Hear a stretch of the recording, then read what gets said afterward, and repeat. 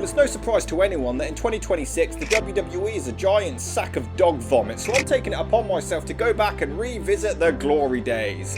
Back when WrestleMania was only one night and wasn't 18 hours long each. And let's get started with the one where it all began. Before it began again. Ding, ding, ding! Let the bell sing! You and me, one-on-one in that very ring! Pro wrestling is on a life sentence, and we're here to review it with a vengeance in that very ring!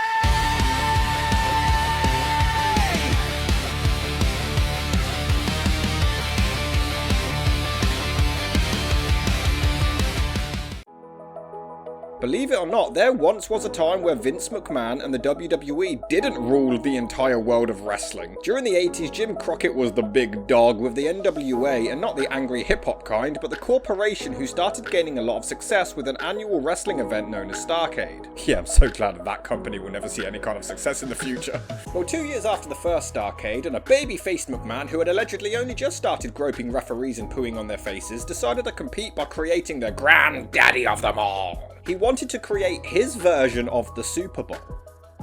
Whatever that means, I'm in the UK. A massive spectacle attempting to combine professional wrestling, celebrities, and mainstream media, which was completely unheard of at the time.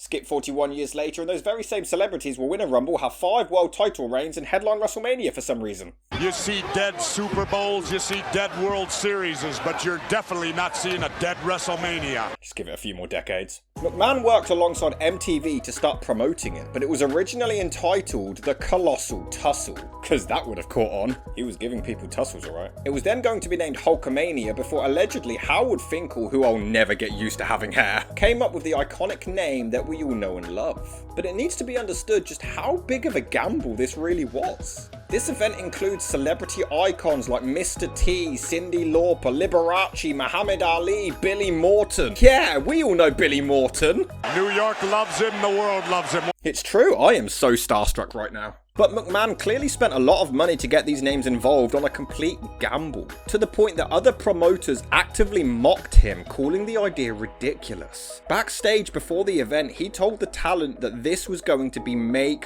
or break. If this was a flop, the WWF could have folded then and there. It takes place on March the 31st, 1985 in Madison Square Garden, which was also a huge gamble. But despite only 19,191 being in attendance, the WWF very quickly get in there with their exaggerations. 25,000 plus here in the garden. 23,000 and millions around the world. I must not tell lies. Maybe that's why they darken the lights so we can't see the empty seats. Probably looks like an AEW show. It's weird but also somewhat wholesome to look back and see just how it all started. The video packages were just showing images of the matches and what the hell is up with Howard Finkel's microphone? Interestingly, another celebrity was supposed to sing the national anthem at the start, but they didn't show up, so the Fink ended up having to do it. And it's never been disclosed who that original celebrity was. It was probably Prince. I bet it was Prince. But you know what's embarrassing? This show is just over 2 hours long and it has 9 matches. That is more than both nights of this year's WrestleMania, which were 4 hours apiece. I mean, within 3 minutes, they've covered the video package, introductions, and the national anthem. The pacing is certainly on point. The moment a match wraps, it's time for the next one. Vince McMahon would have been great at the YouTube algorithm. Throughout the show, Lord Alfred Hayes does a lot of talking, but it just looks so awkward. It's like he's nervous speaking in front of a camera. And our next match coming up on WrestleMania involves a mighty gentleman, 450 pounds, King Kong Bundy.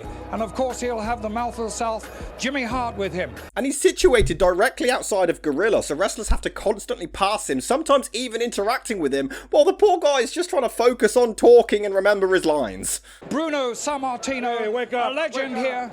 Honestly, it will just never not be funny. It's also refreshing to see backstage interviews again. Yeah, remember those? Remember hyping a match? Sometimes they don't even make sense, considering they threaten their opponent, but then they appear slightly off screen. You're there to win just like I am, but I am there to beat you up. All right, the words of Matt Bourne, come on in. So why not beat them up then and there? The first ever match in Colossal Tussle history is Tito Santana versus the Executioner, who sounds an awful lot like Owen Hart. You will know something about me after I get through with Tito Santana. I'm going after your leg. It's not, it just sounds an awful lot like him. I bet it's Mr. America. It's probably Mr. America. There's nothing massively special about the match. Despite Santana looking like the default wrestler in every video game, he is super over with the crowd, and the commentary from Gorilla Monsoon and Jesse Ventura is great. They had such iconic voices. I miss decent commentary. You know, in my day, Jess, I wouldn't know where to go to get tights like Brutai is wearing today. The executioner works the leg, and the fans get behind Santana to fight back, but after a nice counter, Santana wins with the figure 4. I mean, he's been selling the leg. His opponent's been working the leg the whole match, so how come now all of a sudden he can put on the figure 4 and it doesn't hurt him? Oh well, nothing special. Then we get my mum taking on Special Delivery Jones, and yeah, it's immediately after. What is this witchcraft? Excuse me, sir, but I'd very much prefer a 5-minute ad about a racist's documentary, thank you very much. The story with this match is that Vince wanted to really shock the world early on, because it's time to shake things up again. He wanted to break the record for the shortest wrestling match in history, and despite them announcing that it's 9 seconds long, 9 seconds! It's absolutely not.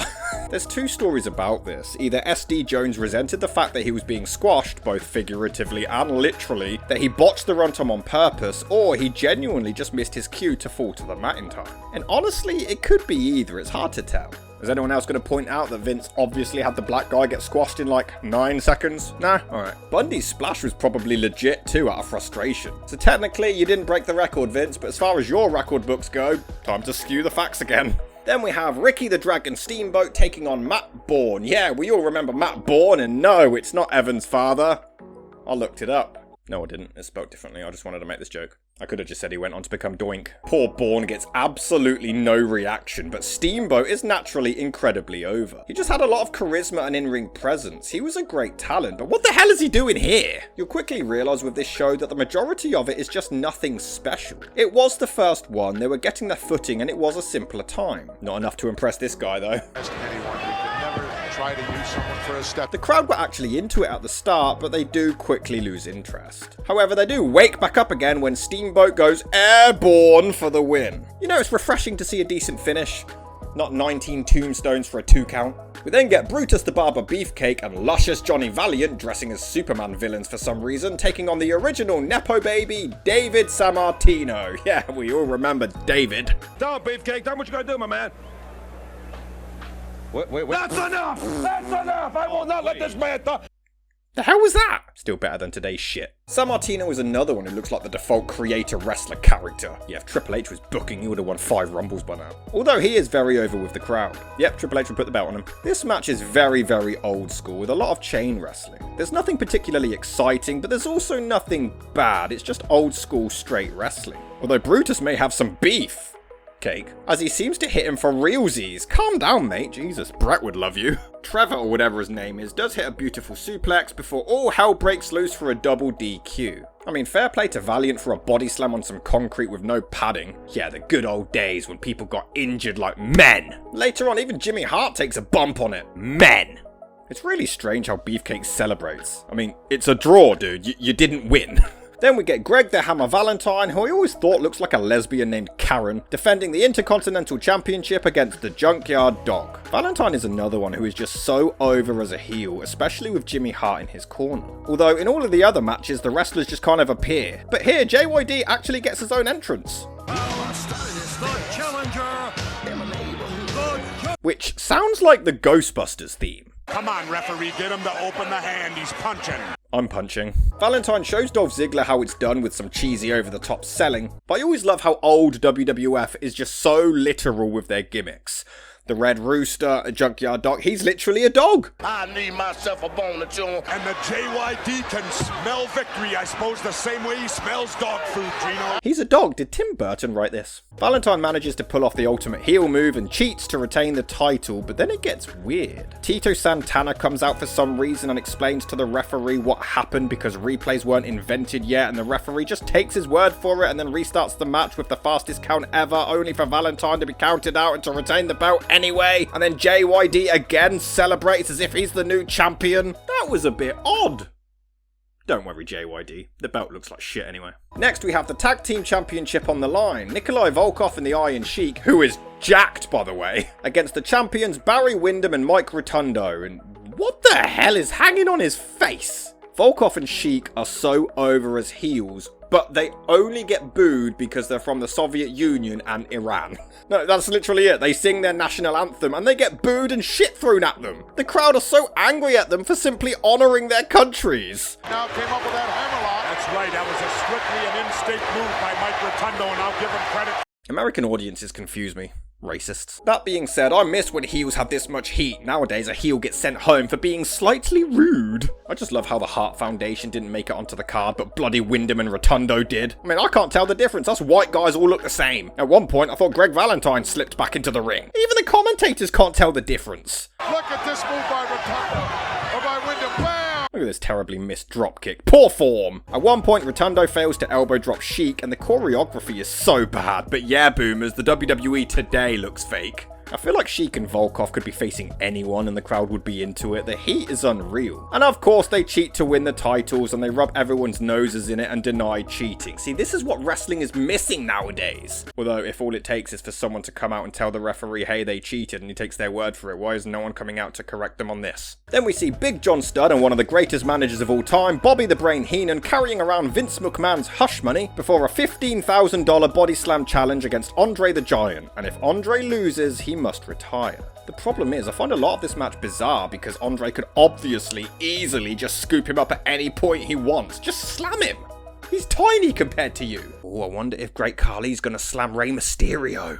Of course he does, but then he throws the money away like he's Mr. Beast. Well, what would we call that, Gino? The slam heard round the world? Give it 2 more years. And then it turns out that women exist, so we get Lalani Kai defending the Women's Championship. Sorry, the Ladies' Championship. The World Wrestling Federation Ladies Championship. Nowadays they'd have 12 other women's championships on the same show as well. Against Wendy Richter. Shmula, Lani Kai, you better watch out because these are powerful words because this is a powerful woman and I'm a powerful manager now because I was taught by Captain Lou Albano just how to manage. I'm gonna get you and then I'm gonna go back to the set of Annie and then I'm gonna show you what's what. Of course Vince had to get another sex trafficker on board, so Fabulous Moolah is there too, as well as Cyndi Lauper, who probably didn't get paid enough. The commentators do try their best to hype this show up as the big one, but it's nothing really massively different to a regular show. It's very, very average. And this was long before they had invented the tapping out finish to submissions, apparently. Twice. The fans are into it, but again, it's nothing special. There's a nice crossbody from Richter for the win. But what happened to Moolah here? Did she fall or did the referee shove her? Good. Oh well, I'm glad there's no other botches. Right now, let's go back into the locker room area and Gino Galante.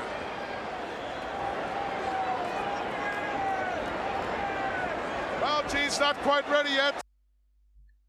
But then he says he's ready like 0.5 seconds later. What changed? Next we get Rowdy Roddy Piper teaming up with the worst nickname of all time. Oh boy, it's Mr. Wonderful. Paul Orndorff to take on Hulk Hogan and Mr. T. Not sure what surprises me more, Hogan teaming with a black guy, the fact they have a murderer in their corner, or the fact that fucking Muhammad Ali is the special guest referee and nobody mentions it. I mean, everyone focuses on Mr. T being in the main event, but nobody mentions that Muhammad Ali is the referee. Even the commentators just mention it in passing. Ali stepped right in there. Muhammad Ali comes into the ring trying to maintain some semblance of order here. But this match almost didn't happen and came with its own long string of problems. At the time, Hogan was in a heated rivalry with Piper, so realistically the main event should have been Hogan and Piper. But I get why McMahon wanted to insert the celebrities into it. It was the first event and he wanted to explode into the mainstream. Trying to do it 41 years later, however, makes no goddamn sense. Things got worse though as Piper took issue to this, considering Mr. T as an outsider who didn't belong in the wrestling business.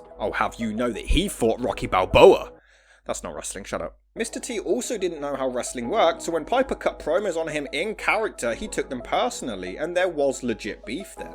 Paul Orndorff also didn't like him, and reportedly always tried to take advantage and embarrass him on television. The night before the event, Hogan and Mr. T hosted SNL quite late in the evening, despite having to be at the venue in the early hours for rehearsals and whatnot, and then the show was in the early afternoon, so they were extremely sleep deprived. Made worse when Mr. T's friends showed up and initially weren't even allowed in the building. T nearly walked out then and there until Hogan managed to convince security to let them in. Allegedly, not sure what I believe from Hogan.